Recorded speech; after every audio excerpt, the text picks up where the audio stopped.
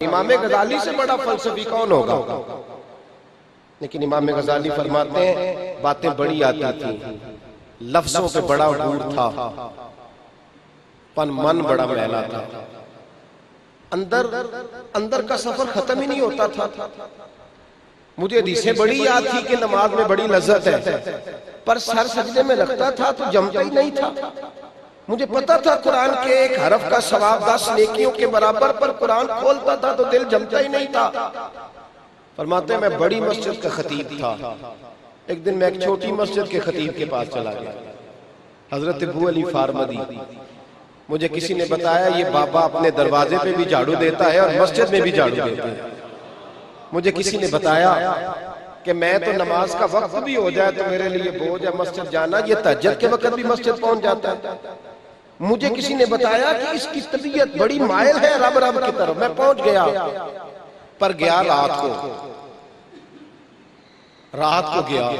علم پڑے دا مان نہ کریے، مت آکھی میں پڑے آ، او جبار کہار صداوے متے روڑ دے بھی دودھ کڑے آ۔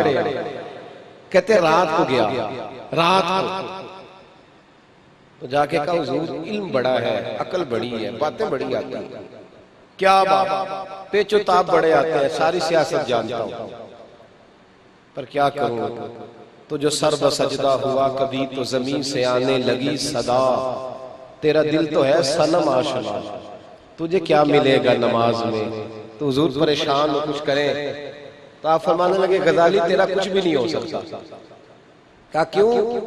فرمانے لگے اتنا بڑا تیرا نفس ہے تیرا، کیا تو مجھے بھی ملنے آیا تو آدھی رات کو کسی کو پتہ نہ چل جائے بابے کے پاس گیا ہے؟ تیرا کچھ نہیں بن سکتا، 5 فقیروں کسے نہیں مارے اے ہوئی چور اندر کا، تیرا کچھ نہیں ہو سکتا، تو جا واپس۔ کہا حضور کیسے صحیح ہوگا؟ فرمایا دن کے اجالے میں آ اور خادم بن کے آ، نوکر بن کے آ، اس طرح بیٹھ اس طرح میرے دروازے پہ آ کے لوگ بیٹھتے ہیں، اس طرح بیٹھ۔ یہ نہیں مسئلہ کہ آج پیر کا عمل نہیں ملتا، مسئلہ یہ ہے کہ پیسے زیادہ ہوں، عقل زیادہ ہو تو پھر ہم سے سیاںا ہوتا ہی کوئی نہیں، پھر کیسے کامل پیر ملے گا بھائی؟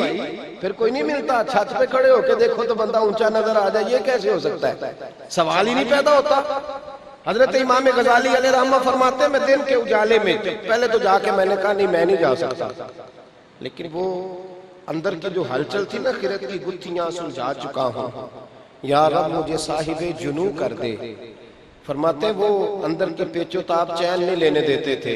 ایک دن استعفیٰ دیا مدرسے سے، مسجد سے استعفیٰ دیا، اور میں حضرت شیخ کی خدمت میں آ کے بیٹھا، مرید ہوا، بابا جی سے سبق پوچھا، حضور میرا سبق کیا ہے، میرا درس کیا ہے؟ تو کہتے ہیں مجھے وہی سبق ملا جو میرے نبی پاک نے مصعب ابن عمیر کو عطا فرمایا تھا۔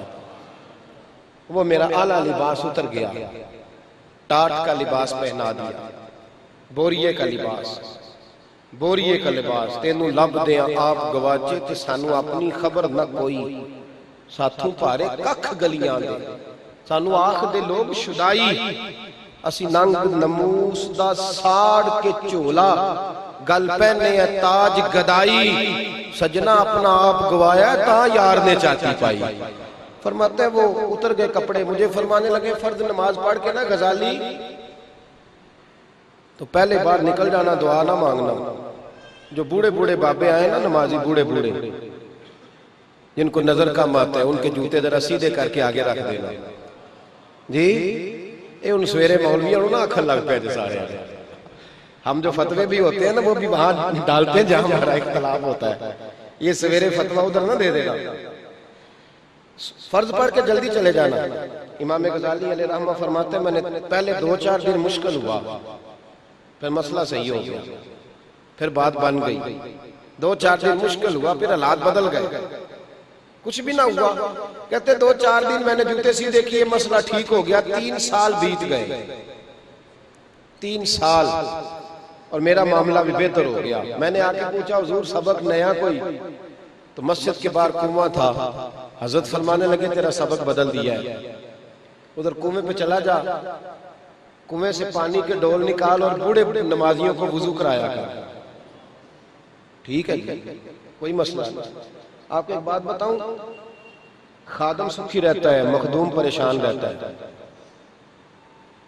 نوکر کی تے نوکر کی تے مکی گال ضرورت ہی کوئی نہیں. اور اگر بندہ مخدوم ہو اندے نے مینوں سلام نہیں کیتی آج، اے منڈے نے سلام نہیں لئی انجے لنگ گئے، انہیں لئیے تیرے ذرا اکڑ کے لئیے ہاتھ نہیں سچوں میں سلوٹ نہیں کیا، بندہ ٹینشن میں رہتا ہے. نوکر کی تے پرواہ ہی نہیں، ضرورت ہی نہیں، کوئی لے تب بھی ٹھیک ہے، نہ لے مسئلہ ہی کوئی نہیں. اسی کسی دے کچھ بھی نہیں لگ دے، نہ کوئی ساڈا دردی، کوئی ضرورت نہیں، کوئی ضرورت نہیں. تخت ہزارے دی لوڑ کی نال کی لگے شہر ببول دے نال، اسی اپنی بال کے سیکنے ہاں، سانو کی لگے کسی اور دے نال، ضرورت ہی نہیں. بندہ آسان رہتا ہے، سکھی رہتا ہے.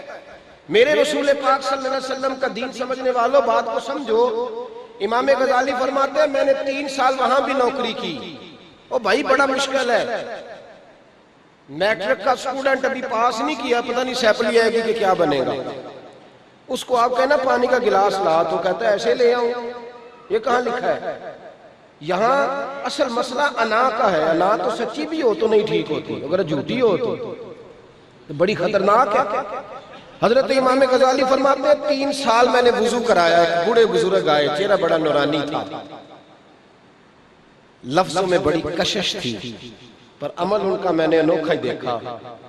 جب میں نے سارا وضو کرا لیا تو بابا جی وہ منڈیر بنی ہوئی تھی، دیوار چھوٹی چھوٹی کنویں کے گرد اس پر بیٹھ گئے. کہنے لگے بیٹے پیر تو نے دھلانے. کہتے میں نے جو پیروں پہ پانی ڈالا تو بابا جی نے پیر مارے.